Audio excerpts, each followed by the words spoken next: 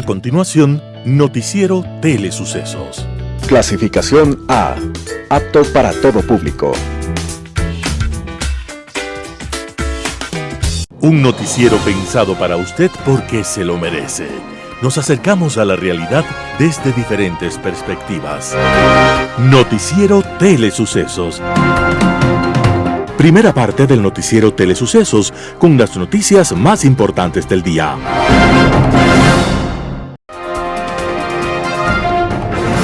Un día como hoy. Siempre se afirma que las grandes revoluciones las hacen los pueblos, las masas desposeídas que no encuentran otra alternativa que lanzarse a la toma del poder a cualquier costo.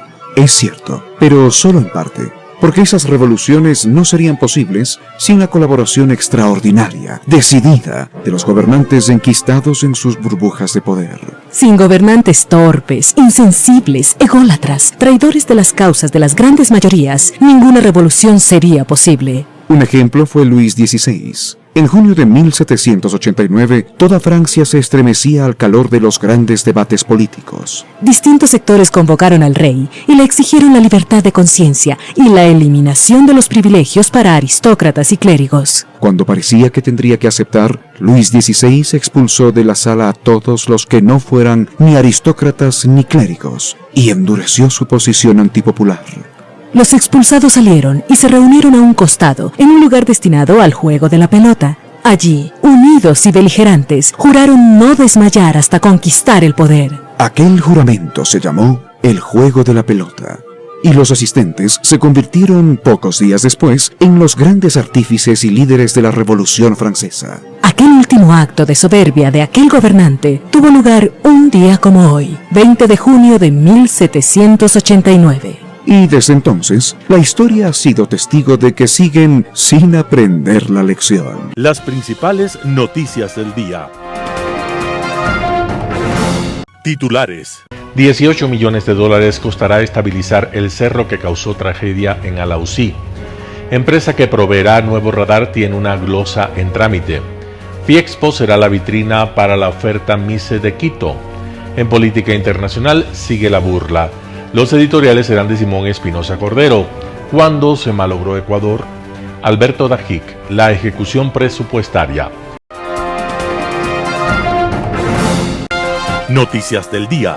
18 millones de dólares costará estabilizar el cerro que causó tragedia en Alausí. El municipio de Alausí busca los recursos para iniciar la estabilización de la montaña que el 26 de marzo del 2023 sepultó a decenas de familias. Tras casi 3 meses de la tragedia, se agotaron los espacios en donde se podía encontrar cuerpos según la división del terreno que hizo la Secretaría de Gestión de Riesgos. Los equipos de rescate lograron recuperar 65 cadáveres, pero hay 10 desaparecidos que no pudieron ser localizados. El alcalde Remigio Roldán decidió dar por cerrada la búsqueda tras un reciente deslizamiento de tierra que recordó el riesgo latente que hay en la zona. Por eso, el municipio ya piensa en los trabajos que se deben ejecutar en el sector, cuya estabilización costará 18 millones de dólares, dinero que según el burgomaestre Alausí no dispone. El presupuesto municipal aprobado en el 2022 y prorrogado para este año es de 24 millones de dólares, pero ese dinero debe cubrir todas las obras y gastos corrientes del gobierno local. Por esa razón, el alcalde envió una solicitud al presidente Guillermo Lasso y al ministro de Transporte y Obras Públicas, César Ron, para que el gobierno entregue recursos que permitan iniciar los trabajos. Un comité técnico-científico trabajó en el análisis, propuesta y los estudios para la estabilización del talud. Este equipo incluye a las entidades como la Secretaría de Gestión de Riesgos y a universidades como la Escuela Politécnica del Litoral. De ahí salieron varias alternativas. La propuesta que el municipio de Alausí considera aplicable es la construcción de terrazas en la parte alta de la montaña. Esos trabajos tardarían entre 12 y 15 meses según cálculos del comité. También es necesario continuar con la evacuación del agua que hay en la montaña. Como parte de las labores de mitigación, ya se construyeron canales de drenaje. Además, el municipio también debe planificar el uso de ese suelo y definir qué ocurrirá en las zonas aledañas que son parte del polígono de riesgo, donde hay 167 viviendas desocupadas. La recomendación de la Secretaría de Riesgos es que ahí se debería prohibir cualquier asentamiento humano porque, pese a la estabilización del talud, la zona seguirá siendo susceptible a movimientos de masas. La empresa que proveerá nuevo radar tiene una glosa en trámite. El Ministerio de Defensa compró un nuevo radar a la empresa española Indra para el control del espacio aéreo, así lo confirmó el titular de esta cartera de Estado, Luis Lara. El nuevo radar, que llegará al país a finales de 2024, costó $24 millones. El radar es uno de los componentes de un proyecto de vigilancia, alarma y control del espacio aéreo nacional que en total le costará al país unos $45 millones, detalló Lara. La adquisición del radar se hace casi 2 años después de la explosión de otro radar en Montecristi, Manabí. El nuevo dispositivo no se ubicará en la misma zona, dijo el ministro de Defensa. Con el uso de radares, la Fuerza Aérea Ecuatoriana busca detectar las avionetas que usan los grupos narcotraficantes en el país. La empresa española Indra se dedica al desarrollo de soluciones tecnológicas en varias áreas. En Ecuador, Indra tiene un pasado con una incursión en al menos 2 sectores. Además de proveer los radares para la seguridad nacional, esta entidad dotó de un sistema de justicia 2.0 al Consejo de la Judicatura en diciembre de 2011. La Contraloría General del Estado determinó que el sistema tenía 5 irregularidades relacionadas con la digitalización de documentos, la carga masiva de información, servicios de pagos, entre otras. Por esta razón, predeterminó una glosa de $23.7 millones en contra de la empresa española Indra y del administrador del contrato como deudor solidario. Sin embargo, más de 10 años después de la firma de este contrato, esa glosa no se ha ejecutado. Según informó la Contraloría, Indra llevó el caso ante el Tribunal Contencioso Administrativo y todavía no ha concluido el trámite de impugnación. FIEXPO será la vitrina para la oferta MICE de Quito. La capital del centro del mundo presenta su oferta para congresos, eventos, reuniones y viajes de incentivo en la Feria Regional de la Industria MICE del 19 al 22 de junio. Quito será parte de la FIEXPO Latinoamérica, sede de Panamá, el encuentro regional donde representantes de asociaciones de profesionales, corporaciones internacionales, organizadores de eventos y medios de comunicación especializados de la industria de reuniones, eventos e incentivos se reunirán. Durante la feria está previsto que Quito realice una presentación de destino con la oferta MICE, conferencias, incentivos, convenciones, exposiciones por sus siglas en inglés del Distrito Metropolitano de Quito, que incluye más de 50 venús, lugares, 16 salones en hoteles de toda la ciudad, zonas rurales con espacios al aire libre, 3 centros de convenciones, Centro de Exposiciones Quito, Quórum y el Centro de Convenciones Metropolitano de Quito, el más grande y moderno del país. Más de 2.000 personas participarán en el encuentro regional, donde se desarrollará una reunión con las asociaciones, empresas y burús MICE del continente. Además, tendrá lugar un foro político para discutir las acciones y estrategias de posicionamiento de la industria de reuniones en la región y el capítulo Latinoamérica de la Asociación de Congresos y Convenciones Internacionales ICA y citas B2B para atraer más eventos, congresos y reuniones hasta la capital del centro del mundo. Entrevista del día. Este martes en Radio Sucesos estuvo Patricia Ochoa, viuda del general Jorge Gabela, para hablar acerca de la decisión del juez Luis Rivera en el caso de los helicópteros Drow. Veamos qué es lo que dijo.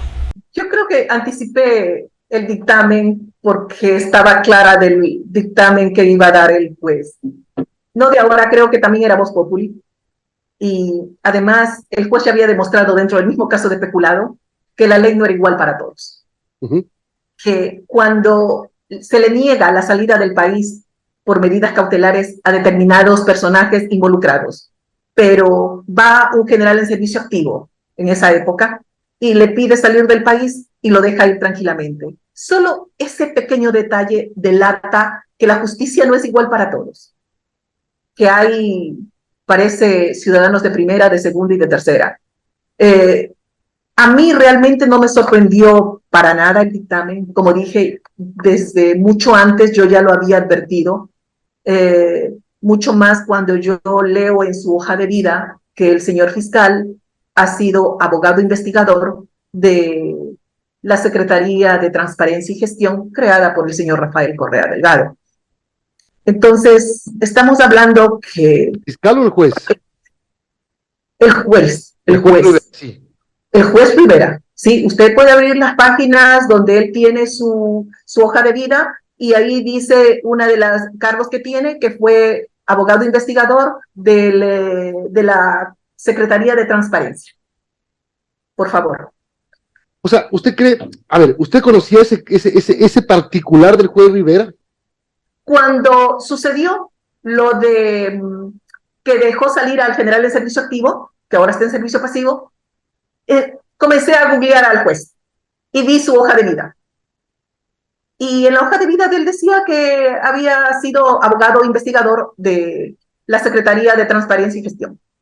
¿Y tuvo que ver con la investigación del tema DRUF también?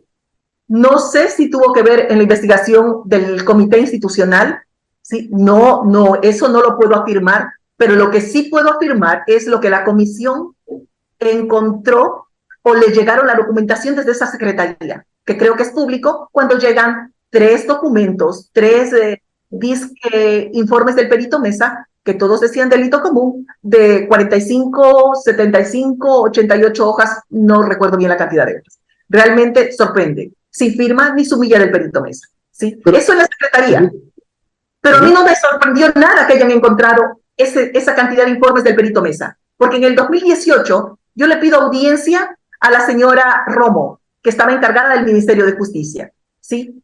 Y ella me recibe y me entregan 2 folders delante de un representante de la ministra Romo, 2 folders, uno rojo y uno amarillo, bastante gruesos, ¿sí?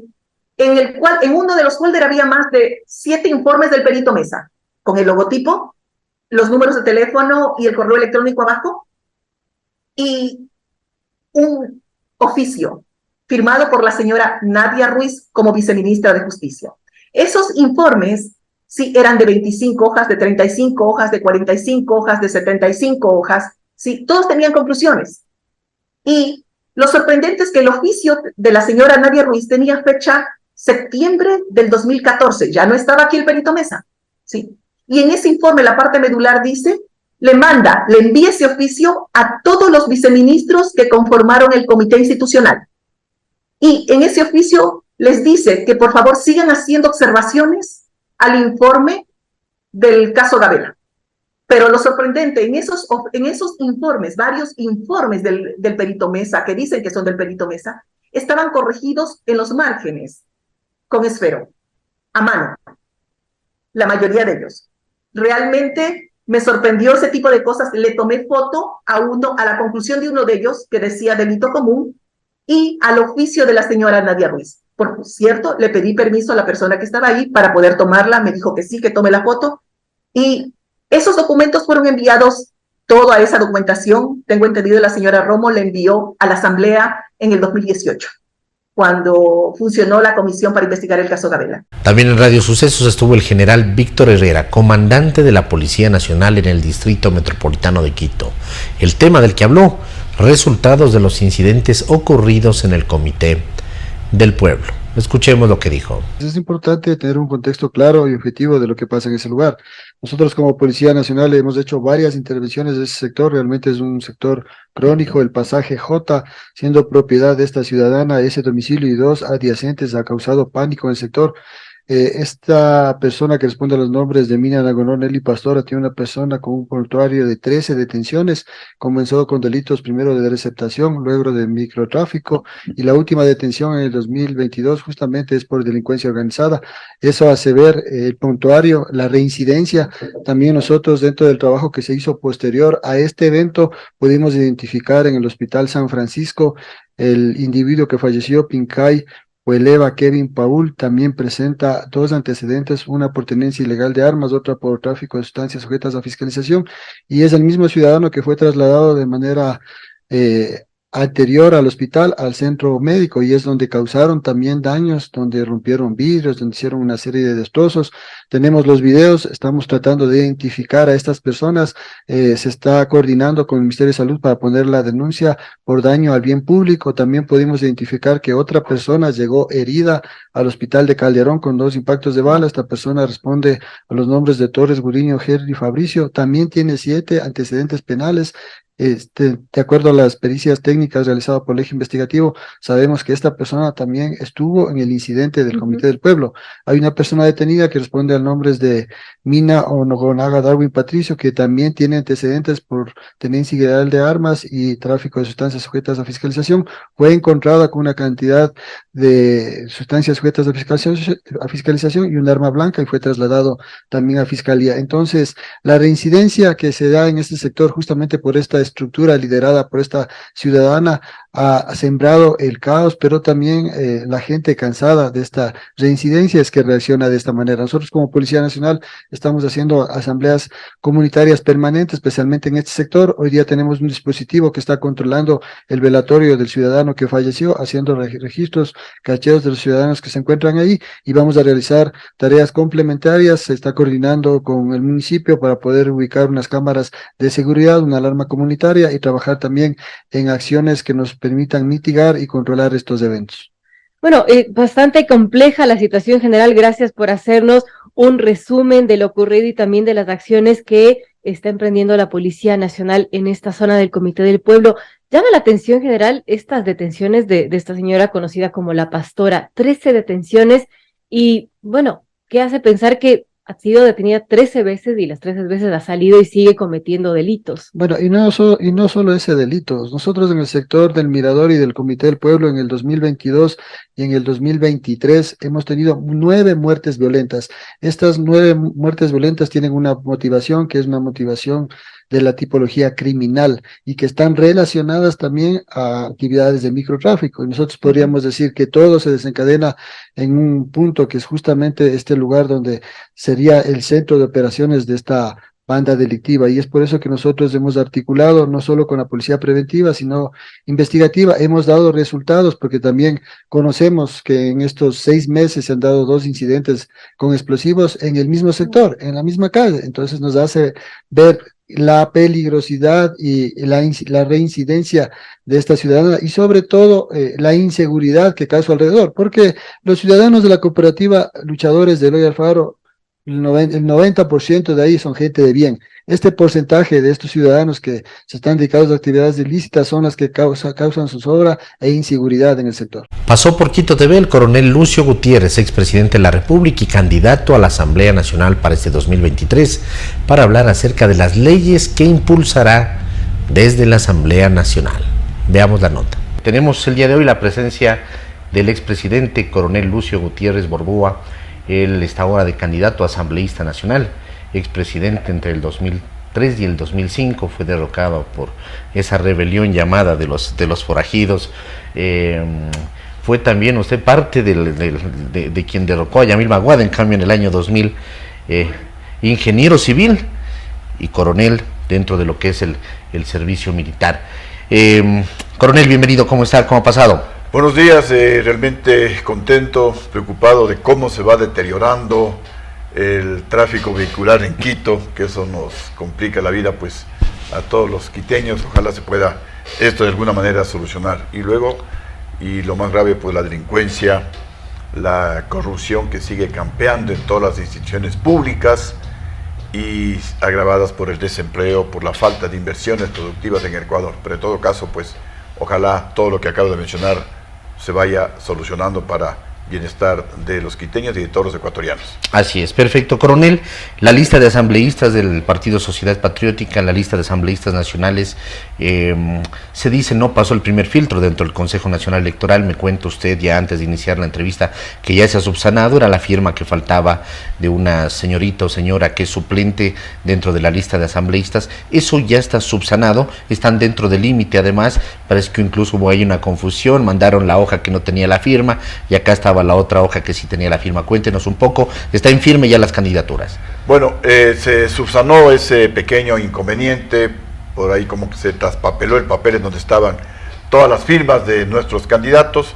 Ya eso se ha subsanado, se ha presentado en el Consejo Nacional Electoral y esperemos pues que ya nos confirmen que la lista de Sociedad Patriótica está en firme, me refiero a la nacional, para comenzar los preparativos con la finalidad de, con el apoyo de ustedes ecuatorianos, llegar a la Asamblea Nacional y trabajar juntos por mejores días para los ecuatorianos. Hay muchísimo que hacer y desde el primer día, porque el tiempo es muy corto, años, 5 meses, pero se puede hacer mucho, ¿no? Yo siempre pongo de ejemplo que cuando yo me hice cargo del gobierno, el país estaba prácticamente en crisis, el presidente anterior no pagó 2 meses sueldos y salarios al sector público, se debía a los maestros, trabajadores de la salud, se debía a los municipios, prefecturas, a Fuerzas Armadas, a la Policía Nacional. Eso en el año 2002. En el año 2002. Los precios de los productos subían prácticamente todas las semanas, los servicios básicos subían todos los meses, una situación económica durísima, pero nos pusimos a trabajar y en 2 años, 4 meses le dimos la vuelta al Ecuador y entregamos un país con el mayor crecimiento de la economía de toda la historia, en gobiernos democráticos cerca del 9%, el crecimiento más alto de toda América. Llegamos a ser el tercer país de América Latina que más inversión extranjera recibía. Recibíamos más que Perú, más que Colombia, más inversión extranjera inclusive que Chile y Argentina, según nos dice la ALADI, y eso nos permitía generar más de 250.000 empleos por año en el sector privado. Le dimos la vuelta al país, no solamente que le pagábamos al sector público antes que finalice el mes, duplicamos la pensión a los jubilados, bajamos la deuda externa, incrementamos en un 50% el presupuesto a municipios y prefecturas del país y dejamos varios miles de millones de dólares en ahorros. Recibimos un país con déficit y entregamos uno con superávit. Ahora queremos hacer lo mismo, si ustedes lo deciden, en la Asamblea Nacional. En años 5 meses darle la vuelta a la Asamblea de esa máquina de no hacer nada a una máquina que trabaje en beneficio de la seguridad, en beneficio de la transparencia y también apoyarle al presidente de la República con leyes adecuadas para generar empleo.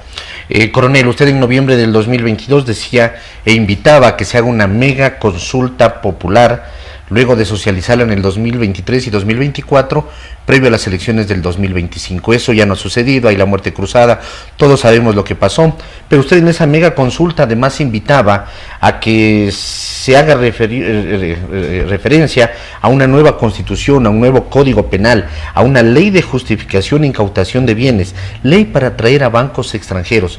¿Todo eso son parte de los proyectos que usted va a plantear dentro de la Asamblea? Definitivamente sí.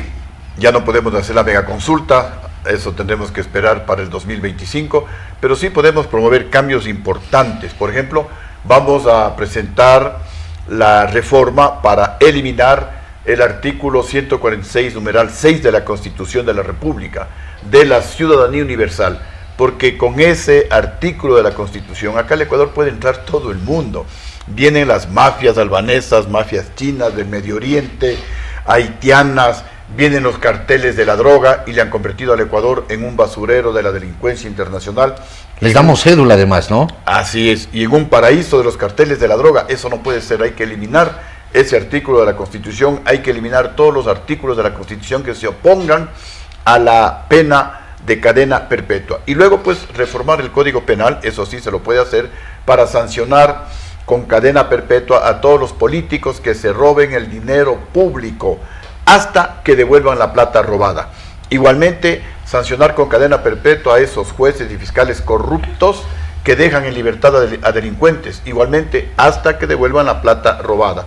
También sancionar con cadena perpetua para los sicarios, para los violadores, la posibilidad, yo sé que hay organizaciones de derechos humanos que se van a oponer, la posibilidad de pena de muerte para aquellos que decapitan a las víctimas, que mutilan a las víctimas, que cercenan a las víctimas y se solazan subiendo a las redes sociales. El cambio estaría en eso, en cadena perpetua y pena de muerte para determinados casos. Así es. Y también aquello que es un pedido nacional mayoritario de que los privados de libertad por ley tienen que trabajar. Primero para que se rehabiliten, para que cuando salgan a la vida en libertad lo hagan para trabajar y no para robar. Y segundo, para que paguen por la alimentación y por el alojamiento.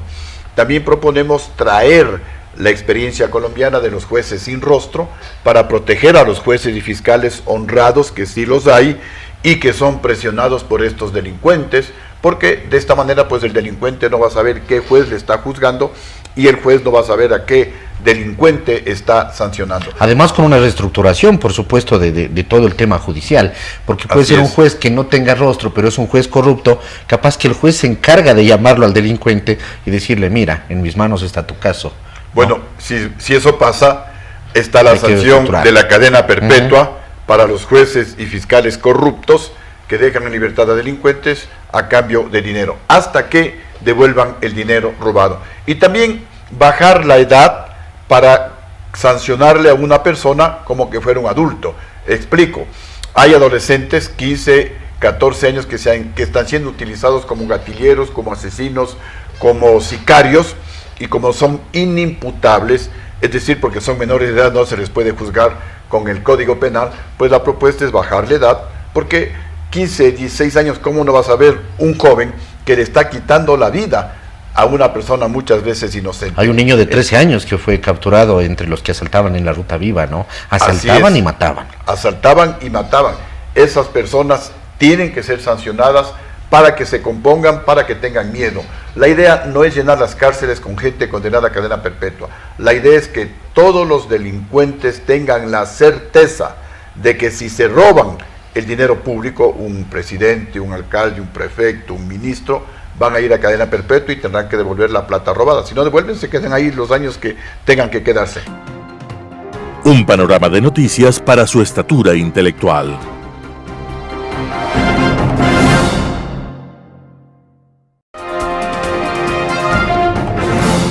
Global Hoy con Alan Carden.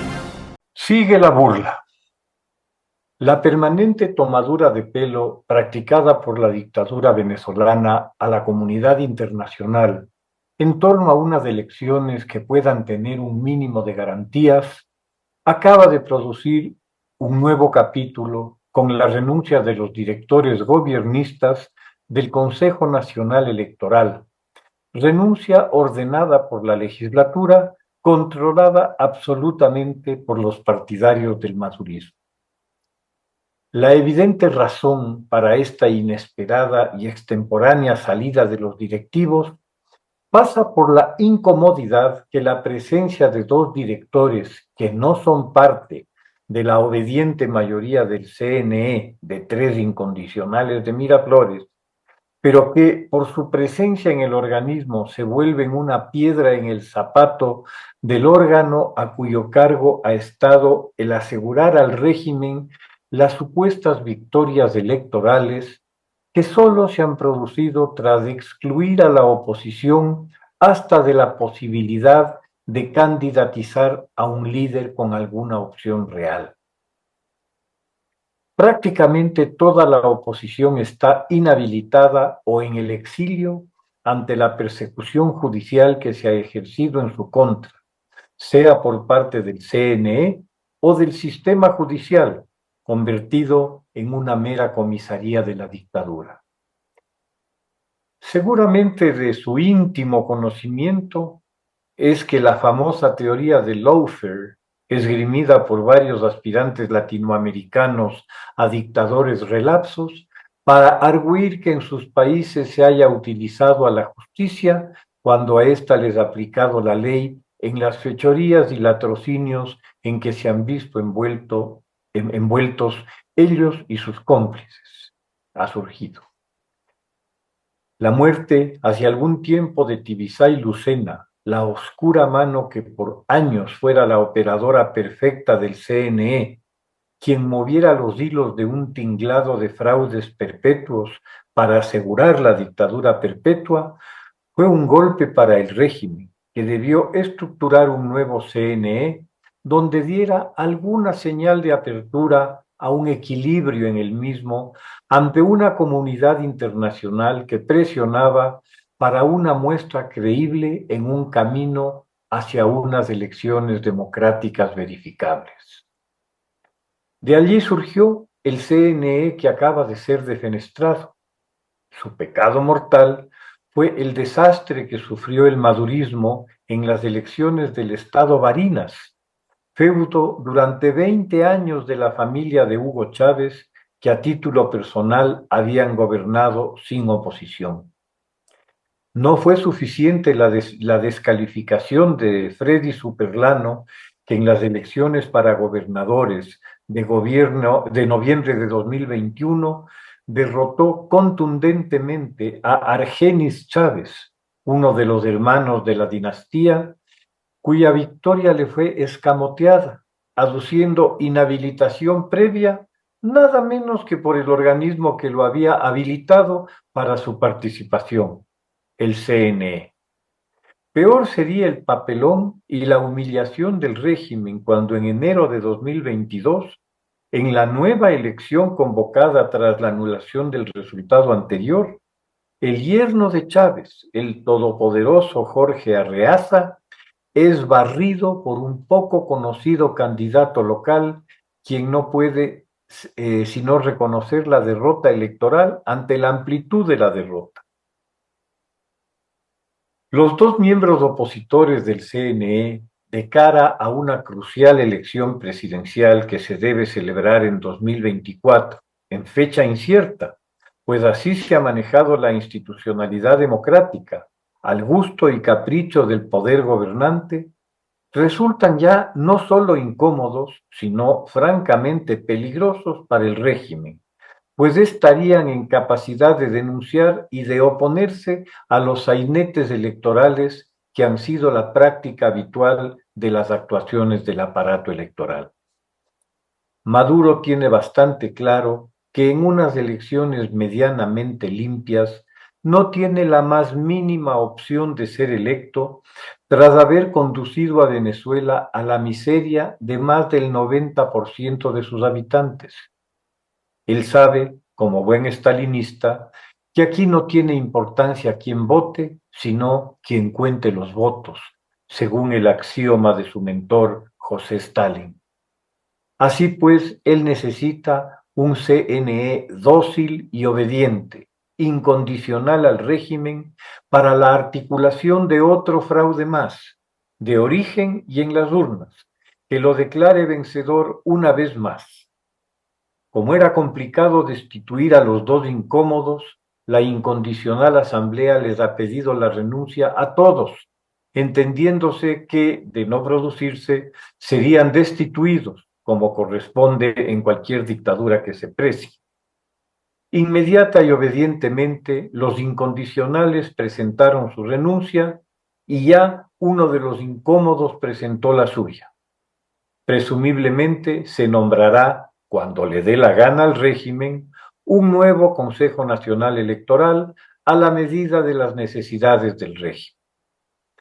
Como siempre, no faltarán entre los países democráticos que aún quedan explicaciones alambicadas para justificar las actuaciones de la dictadura, a la que le darán, como es también habitual, el beneficio de la duda. Para la dictadura, mantenerse en el poder al costo que sea es asunto de vida o muerte, y así es como afronta la perspectiva electoral. El fenómeno del crecimiento de la imagen a todo nivel de Ana Corina Machado como la obvia candidata de la oposición, con una capacidad de convocatoria y movilización de masas ampliamente superior a ningún otro candidato, opositor u oficialista, obviamente ha prendido las alarmas en Miraflores, cuyo primer paso ha sido la defenestración del Consejo Nacional Electoral. Con los antecedentes de los consejos electorales anteriores, solo será cuestión de tiempo la inhabilitación, por cualquier razón que se les ocurra inventar, de Machado, tal como sucediera en su momento con Capriles, Ledesma o Leopoldo López, los dos últimos en el exilio, pues lograron escapar del país desde sus arrestos domiciliarios, tras haber pasado años encerrados en las cárceles de la dictadura. Cuando esto ocurra, nuevamente se habrá consumado otra burla del régimen a los inocentes, al interior y al exterior de Venezuela, que siguen creyendo en pajaritos preñados y en que una dictadura que ya ha logrado montar un aparato de represión y de defensa de intereses económicos ilícitos de una dimensión mundial, estará dispuesta a abandonar la mina de oro en que han vuelto a Venezuela, privándose de poder seguir con un saqueo que alcanza cifras siderales. Tan solo el asalto de Al-Aizami a las cuentas de PDVSA, con el faltante de 20.000 millones de dólares desaparecidos en unas disque cuentas por cobrar, que no se sabe quién las va a pagar, es una muestra del tamaño del negocio del que estamos hablando. Ya se vio cuánto le importan los principios de la democracia al régimen madurista cuando, tras otra derrota electoral histórica, al perder abrumadoramente la Asamblea Nacional, se valieron de su control del aparato represivo, de las Fuerzas Armadas y del Poder Judicial para, en efecto, desconocer a la Asamblea de Oposición y arrinconarla e intimidarla. Ese es el ADN de la dictadura, y esperar que eso cambie es una ilusión. Simplemente hay que mirar lo que ocurre con Corea del Norte, con Siria o con la vecina Cuba. Las dictaduras vienen para quedarse. No entender esto es hacerles el juego y volverse cómplices de ellas. Muchas gracias. Editorial. ¿Cuándo se malogró Ecuador? Artículo de Simón Espinosa Cordero. Ecuador es un bellísimo país de gente buena y trabajadora. Los emigrados ecuatorianos a Estados Unidos, a España e Italia se han distinguido por su trabajo honrado. En este siglo XXI la cantidad de divisas de los emigrados ha sido importante, como dicen los economistas en su especializada jerga. Todo el que produce, sea alto empresario, sea de clase media, obrero, artesano, blanco, mestizo, indígena, y cumple con sus obligaciones con el SRI, sin amaños ni trampas, es un buen ciudadano. Y en deporte internacional muchos pobres y humillados han sacado la cara por Ecuador. Benditos sean. ¿De dónde vienen, por tanto, la rampante corrupción y la política cancerosa que nos agobian? El panorama actual de la América Latina en manos de los izquierdas ha empeorado. El fracaso de los gobiernos de las derechas nos ha puesto más cerca del despeñadero. No se pudo vencer a la izquierda devoradora porque ni siquiera se luchó contra ella, y en especial porque no comprendimos ni sus causas ni sus alcances. A la caída del muro de Berlín en 1989 se exacerbaron esas dos formas contrapuestas de pensarle a la vida, izquierdas y derechas, protagonistas ambas de casi todo el pensamiento político moderno y posmoderno de Occidente.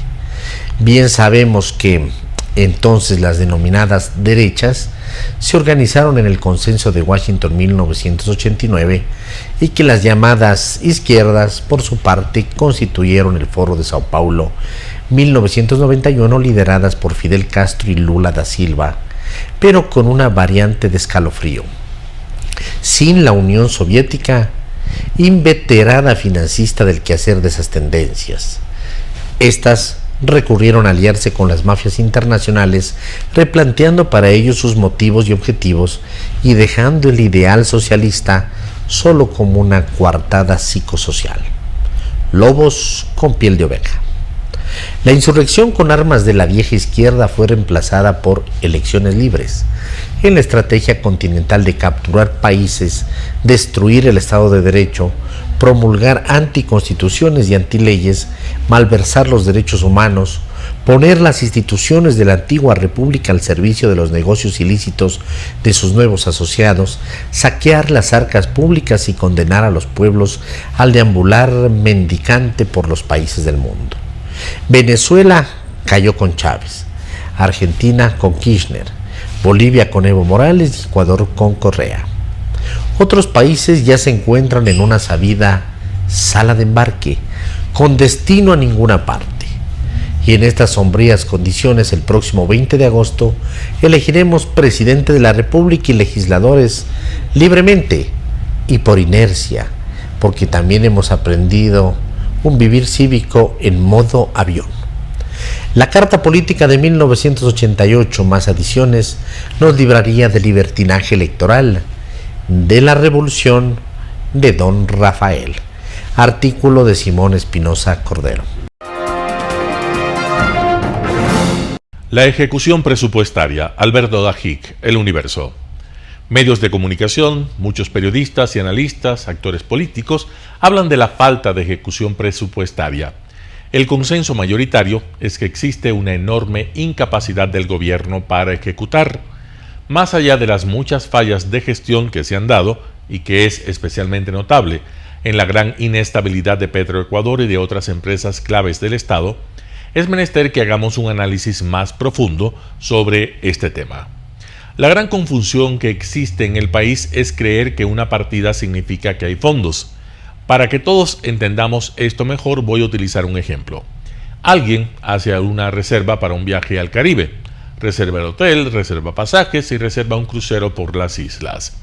Llega el momento de hacer efectiva la reserva, esto es, ejecutar la reserva, y resulta que el sujeto no tiene plata en sus cuentas, no tiene cupo en las tarjetas de crédito y nadie le quiere prestar dinero. El resultado es obvio, esa persona no se va al Caribe, no vuela en el avión, no usa el hotel ni toma el crucero. Esa es la decisión lógica y además forzosa, no hay otra opción. En materia presupuestaria sucede exactamente lo mismo. Se planifica un presupuesto, se incluyen unas posibles obras, unos posibles gastos e inversiones, pero si al momento de ejecutar no hay plata en la tesorería, entonces no se ejecuta y punto. El país no entiende que el nivel de gasto es mayor que el de ingresos. El país no entiende que el presupuesto succiona todo lo que más puede de Petroecuador, de CNT, de la Dirección de Aviación Civil, de las superintendencias de bancos y de compañías, etc. Es decir, de donde puede recoger dinero porque los ingresos no le alcanzan para los gastos y porque los gastos tienen un despilfarro fundamentalmente en subsidios regresivos que a quienes menos van es a los pobres. Entre enero y mayo del presente año el presupuesto devengado, esto es ejecutado, tiene un saldo de 9.759 millones de dólares, pero lo que la caja fiscal ha pagado de esos gastos ya incurridos, de esos gastos ya realizados, es apenas 8.543. Es decir, se están debiendo 1.216 millones de dólares.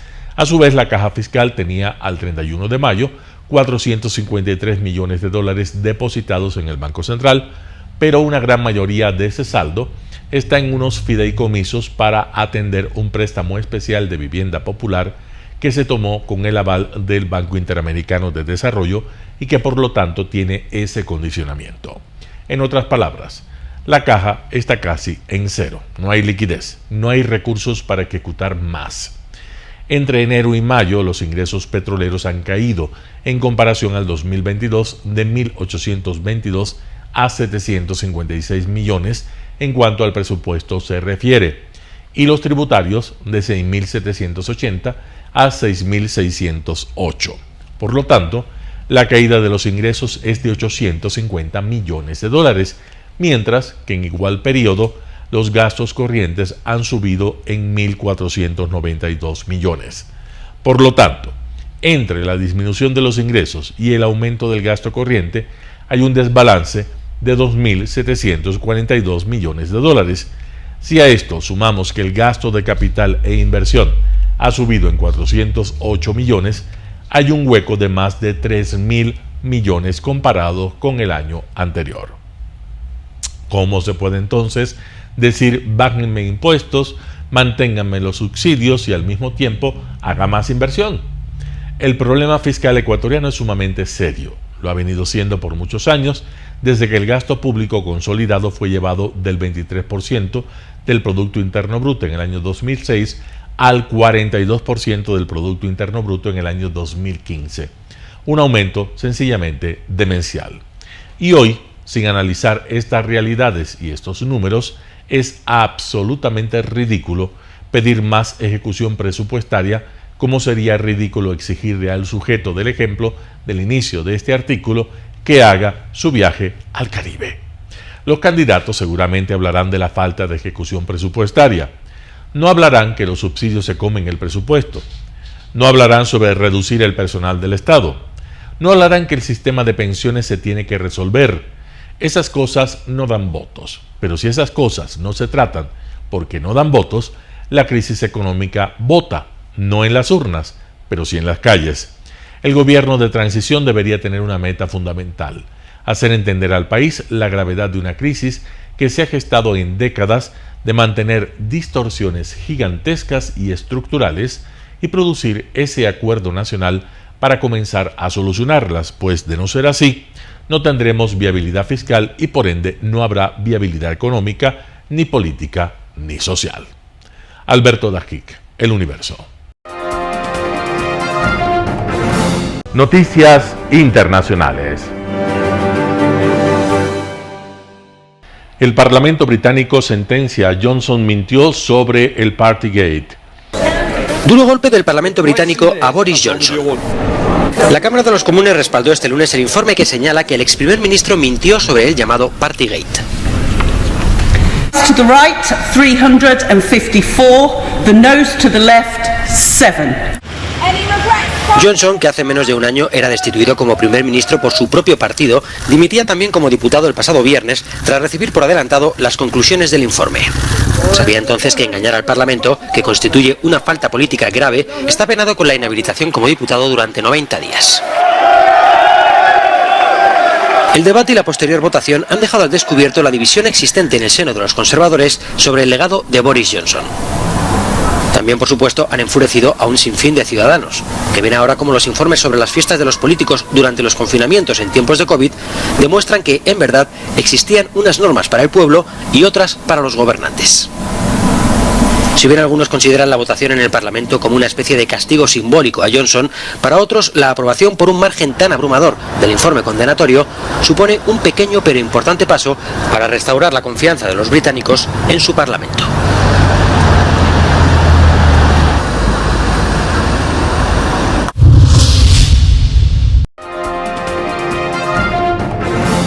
Tiroteos en varias ciudades empañan celebración de afroestadounidenses del Juneteenth.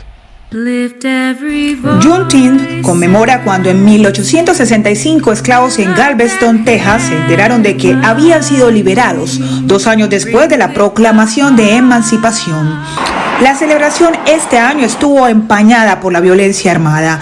El fin de semana en los estados de Washington y California y en la ciudad de Baltimore, decenas de personas resultaron heridas y al menos 12 fallecieron, incluyendo un policía en Pensilvania. Chicago fue uno de los escenarios más violentos. Los informes preliminares de testigos y víctimas indican que hubo al menos 20 personas baleadas.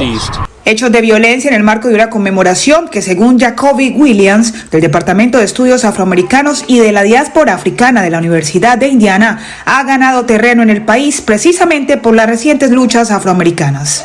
Durante COVID y las trágicas muertes y atrocidades que ocurrieron de George Floyd, Breonna Taylor y muchos otros, y vimos esas atrocidades en la televisión, la atracción realmente aumentó como activistas. Por otra parte, Emily Keith del Museo Smithsonian considera que la celebración también enmarca luchas afrolatinas invisibilizadas hasta ahora. En este momento se está dando a relucir, pero que ha estado contribuyendo por muchos años y décadas. Ha sido parte de la historia de los Estados Unidos desde el principio. En El Salvador, la activista afrodescendiente Ana Lemus enmarca la celebración del Juneteenth como un reconocimiento que se ha negado en varios países latinoamericanos. Ya que en nuestros países hemos sido negados y muchas veces ni siquiera hemos estar reconocidos en una constitución. El 17 de junio del 2021, el presidente Joe Biden declaró el 16 de junio como feriado federal al promulgar la ley del Día de la Independencia Nacional Juneteenth ese día. En sus palabras, para marcar tanto la larga y dura noche de esclavitud y subyugación como la promesa de un mañana más brillante por venir. Diva Lizette Cash, Voz de América. We deserve to be treated equally throughout our entire lives. Registro en la sede del Comité Organizador de los Juegos Olímpicos de París 2024. Registro policial este martes en la sede del comité organizador de los Juegos Olímpicos de París 2024. Está relacionado con 2 casos de supuesta corrupción en la adjudicación de contratos. Ha corrido a cargo de la Oficina Central de Lucha contra la Corrupción y la Brigada Financiera de la Policía Judicial de la capital francesa. El comité asegura en un comunicado que está cooperando totalmente con las autoridades. También este martes se ha sabido que varias empresas constructoras han sido demandadas por trabajadores sin papeles que las acusan de no hacerles contrato ni respetar horarios laborales.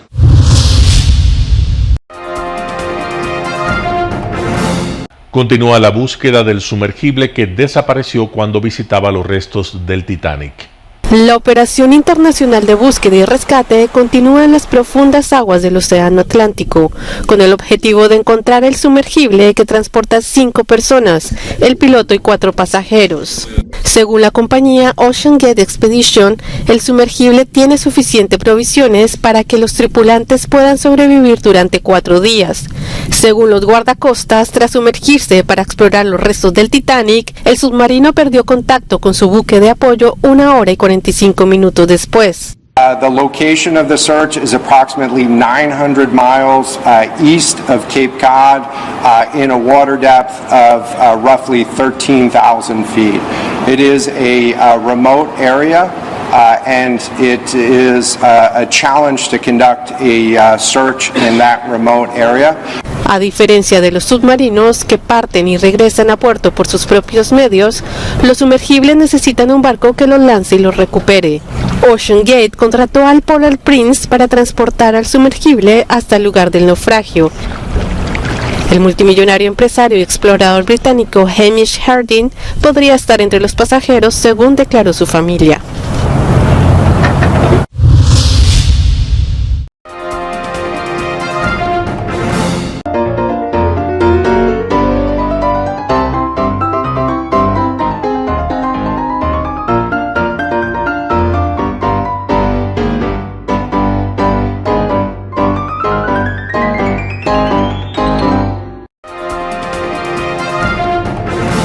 El término arena dejó tiempo atrás de ser sinónimo de muerte. Hoy es un espacio de vida, de desarrollo de una de las actividades básicas del comportamiento humano, el deporte, que quizá, como ninguna, moviliza sentimientos y emociones, elimina como principio la violencia, intereses personales, trampas, desunión e intrigas. El deporte, con sus valores, solo deberá entregar mensajes de bien para mejorar las actuales estructuras sociales y políticas en deterioro en las que vive nuestro país. Hoy entregamos a nuestra audiencia de la ciudad de Quito deportes y en especial a la parroquia de Calderón, uno de los sectores populares de mayor desarrollo de la ciudad, con una población estimada en 1 millón de habitantes que están en contacto diario con el canal 29 UHF, presente con sus instalaciones deportivas en Llano Grande, su centro de gravedad.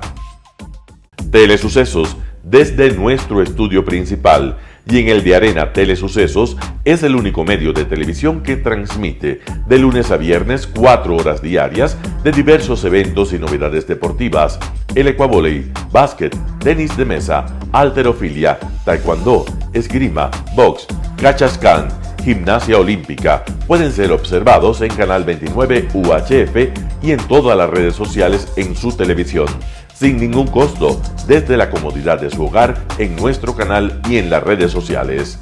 Arena Telesucesos es el escenario en donde el deporte tiene vida. Nuestros invitados y jugadores están en la cancha junto a usted y como nunca antes en la pantalla de su televisor, acercándole a un espectáculo inolvidable de luz, color y fiesta.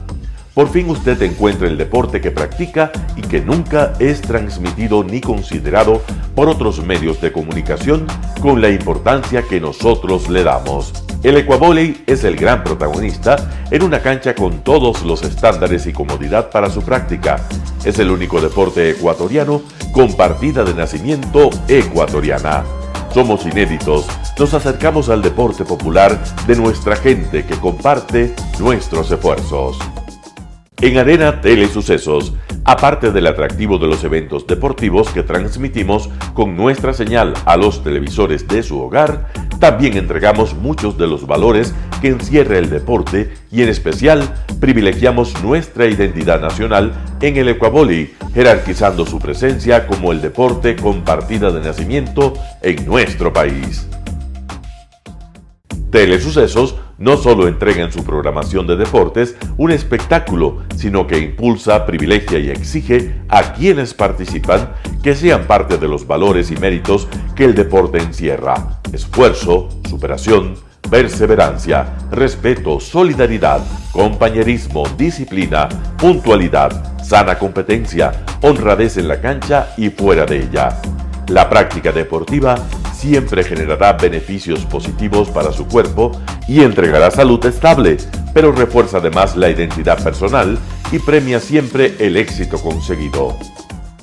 Estamos entregando a nuestra ciudad con Arena Telesucesos un esfuerzo más de un medio que es fiel a su identidad y que a través de sus contenidos de salud, cultura, opinión calificada y ahora deportes, pretende difundir lo que, aparte del entretenimiento, requiere nuestra gente.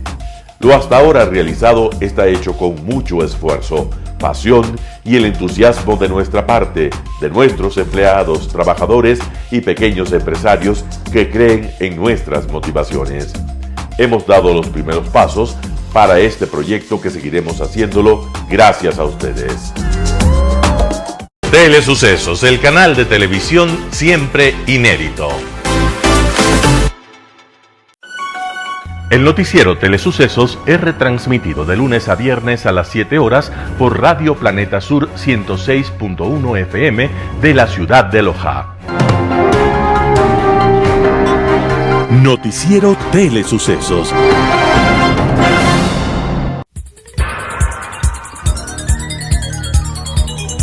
Las opiniones vertidas en este espacio por la producción y dirección del programa son de exclusiva responsabilidad de sus autores y de quienes intervienen en ellos.